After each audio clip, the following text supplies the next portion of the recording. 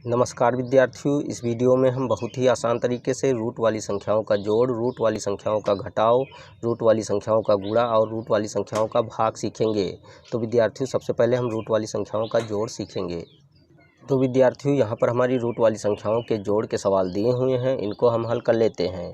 तो विद्यार्थियों, हमारे पहले सवाल में संख्या 4√3 में संख्या 2√3 को जोड़ना है, तो हम जोड़ लेते हैं। तो विद्यार्थियों, हम जानते हैं कि रूट वाली संख्याओं को आपस में जोड़ने के लिए सबसे पहले हम यहाँ देखते हैं कि रूट के अंदर जो संख्या लिखी हुई है क्या समान है।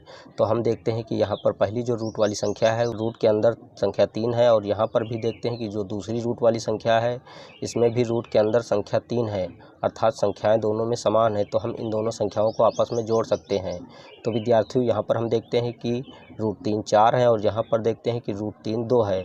तो कुल मिलाकर √3 4 व 2 6 हुए। तो यहाँ पर हम लिख लेते हैं 6√3, अर्थात इन दोनों रूट वाली संख्याओं का जोड़ हमें 6√3 प्राप्त हुआ। यही आंसर है। अब हम इसी तरह दूसरे सवाल को भी जोड़ लेते हैं। तो विद्यार्थियों, हमारे दूसरे सवाल में संख्या 6√2 में संख्या 3√2 को जोड़ना है, तो हम जोड़ लेते हैं। तो विद्यार्थियों, यहाँ पर भी हम देखते हैं कि रूट के अंदर समान संख्याएं हैं, तो हम इन दोनों संख्याओं को आपस में जोड़ सकते हैं। तो यहाँ पर देखते हैं कि √2 6 है, और यहाँ पर √2 3 है। तो कुल मिलाकर 6 3 9 √2 हुए। तो यहाँ पर हम लिख लेते हैं 9√2। यही आंसर है। अब हम तीसरे सवाल की बात करते हैं। तो हमारे तीसरे सवाल में संख्या 4√3 में संख्या 2√5 को जोड़ने को कहा गया है, तो हम जोड़ लेते हैं। तो यहाँ पर हम देखते हैं कि रूट के अंदर जो संख्याएं हैं वह समान नहीं है, क्योंकि यहाँ पर रूट के अंदर संख्या 3 है और यहाँ पर रूट के अंदर संख्या 5 है। क्योंकि दोनों रूट के अंदर संख्याएं समान नहीं है, तो हम इन दोनों संख्याओं को आपस में जोड़ नहीं सकते, अर्थात इनको ऐसे ही प्लस चिन्ह के साथ लिख लेते हैं। 4√3 + 2√5, यही आंसर है। तो विद्यार्थियों, इस प्रकार हमने रूट वाली संख्याओं का जोड़ करना सीख लिया है। अब हम रूट वाली संख्याओं का घटाव करना सीखेंगे। तो विद्यार्थियों, यहाँ पर हमारी रूट वाली संख्याओं के घटाव के सवाल दिए हुए हैं, इनको हम हल कर लेते हैं। तो विद्यार्थियों, यहाँ पर हमारे पहले सवाल में संख्या 6√3 से संख्या 2√3 को घटाना है, तो हम घटा लेते हैं। तो विद्यार्थियों, यहाँ पर हम देखते हैं कि रूट के अंदर दोनों में संख्या समान है, तो हम इन दोनों संख्याओं को आपस में घटा सकते हैं। तो यहाँ पर 6√3 है और यहाँ पर 2√3 है। तो संख्या 6 से जब संख्या 2 को घटाते हैं तो हमें संख्या 4 प्राप्त होती है। तो इस प्रकार यहाँ पर हम संख्या 4 लिख लेते हैं और ये √3 लिख लेते हैं। यही आंसर है। अब हम दूसरे सवाल की बात करते हैं। तो हमारे दूसरे सवाल में संख्या 5√2 से संख्या 4√2 को घटाना है, तो हम घटा लेते हैं। तो 5 से हम संख्या 4 को घटाते हैं तो हमें घटाव 1 प्राप्त होता है। तो यहाँ पर हम 1√2 लिख लेते हैं, और 1√2 का मान √2 के बराबर होता है, तो यहाँ पर हम √2 लिख लेते हैं। यही आंसर है। अब हम तीसरे सवाल की बात करते हैं। तो हमारे तीसरे सवाल में संख्या 8√5 से संख्या 2√3 को घटाना है। तो हम यहाँ पर देखते हैं कि रूट के अंदर जो है संख्याएं समान नहीं है, क्योंकि यहाँ पर रूट के अंदर संख्या 5 है और यहाँ पर रूट के अंदर संख्या 3 है। तो हम इन दोनों संख्याओं को आपस में घटा नहीं सकते हैं, इनको ऐसे ही चिन्ह के साथ लिख लेते हैं।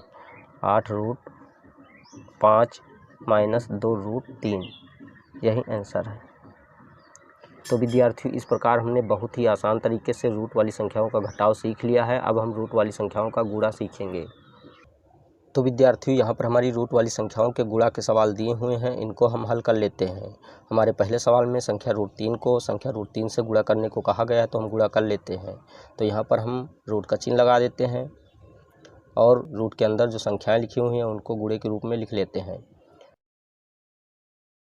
अब इनका जोड़ा बना लेते हैं तथा जोड़े से एक संख्या बाहर निकाल लेते हैं, अर्थात 3 लिख लेते हैं। तो विद्यार्थियों, इस प्रकार √3 को जब √3 से गुणा करते हैं तो हमें इनका गुणनफल 3 प्राप्त होता है, अर्थात समान संख्याएं जब 2 बार रूट के अंदर गुणे के रूप में हों तो उनमें से एक संख्या बाहर निकल आती है और रूट चिन्ह हट जाता है। अब हम दूसरे सवाल को इसी तरह हल कर लेते हैं। हमारे दूसरे सवाल में संख्या 2√5 को संख्या 3√5 से गुणा करने को कहा गया है, तो हम गुणा कर लेते हैं। तो विद्यार्थियों, इन दोनों रूट वाली संख्याओं का आपस में गुणा करने के लिए रूट के बाहर जो संख्याएं हैं उनका बाहर से गुणा कर लेते हैं, और रूट के अंदर जो संख्याएं हैं उनका रूट के अंदर से गुणा कर लेते हैं, अर्थात 2 का 3 से गुणा कर लेते हैं तथा √5 का √5 से गुणा कर लेते हैं। तो यहाँ पर 2 का जब 3 से गुणा करते हैं तो हमें संख्या 6 प्राप्त होती है, तो संख्या 6 लिख लेते हैं और रूट का चिन्ह लगाकर 5 × 5 लिख लेते हैं। अब यहाँ पर हम देखते हैं कि रूट के अंदर दो संख्याएं समान हैं, तो इनका एक जोड़ा बना लेते हैं। अब अगले स्टेप में यहाँ पर 6 लिख लेते हैं, जोड़े से एक संख्या बाहर निकाल लेते हैं और गुणे के रूप में लिख लेते हैं। अब हम अगले स्टेप में 6 का 5 से गुणा करते हैं तो हमें संख्या 30 प्राप्त होती है, तो यहाँ पर हम संख्या 30 लिख लेते हैं। तो विद्यार्थियों, इस प्रकार 2√5 का 3√5 से गुणा करने पर गुणनफल हमें 30 प्राप्त हुआ, यही आंसर है। अब हम तीसरे सवाल की बात करते हैं, तो हमारे तीसरे सवाल में संख्या 2√2 को संख्या √2 से गुणा करने को कहा गया है, तो हम गुणा कर लेते हैं। तो यहाँ पर देखते हैं कि रूट के बाहर संख्या 2 है, अर्थात आगे संख्या 2 है, और यहाँ पर रूट के आगे कोई संख्या नहीं दिख रही, तो 1 मान लेना चाहिए। तो 1 मान लेते हैं। 2 का 1 से गुणा करते हैं तो हमें संख्या 2 ही प्राप्त होती है, तो यहाँ पर 2 लिख लेते हैं और रूट का चिन्ह लगाकर 2 गुणे 2 लिख लेते हैं। अब जोड़ा बना लेते हैं। अगले स्टेप में 2 गुणे 2 लिख लेते हैं। अब 2 का जब 2 से गुणा करते हैं तो हमें संख्या 4 प्राप्त होती है, तो यहाँ पर 4 लिख लेते हैं। तो विद्यार्थी, इस प्रकार संख्या 2√2 का √2 से गुणा करने पर गुणनफल 4 प्राप्त हुआ, यही आंसर है। तो विद्यार्थी, इस प्रकार हमने रूट वाली संख्याओं का गुणा सीख लिया है। अब हम रूट वाली संख्याओं का भाग सीखेंगे। तो विद्यार्थियों, यहाँ पर हमारी रूट वाली संख्याओं के भाग के सवाल दिए हुए हैं, इनको हम हल कर लेते हैं। तो विद्यार्थियों, हमारे पहले सवाल में संख्या √5 को संख्या √5 से भाग देने को कहा गया है, तो हम भाग दे देते हैं। तो यहाँ पर हम संख्या √5 को अंश में लिख लेते हैं और बटे का चिन्ह लगाकर संख्या √5 को हर में लिख लेते हैं। अब √5 से √5 को काट देते हैं तो हमें यहाँ पर 1 प्राप्त होता है, तो 1 लिख लेते हैं, यही आंसर है। अब हम इसी तरह दूसरे सवाल को भी हल कर लेते हैं। हमारे दूसरे सवाल में संख्या 3√2 को संख्या √2 से भाग देने को कहा गया, तो हम भाग दे देते हैं। तो संख्या 3√2 को अंश में लिख लेते हैं और बटे का चिन्ह लगाकर √2 हर में लिख लेते हैं।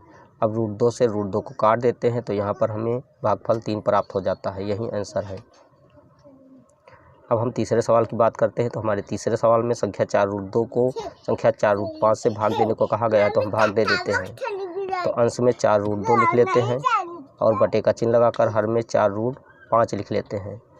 4 से 4 को काट देते हैं तो हमें भागफल √2 बटे √5 प्राप्त हो जाता है, यही आंसर है।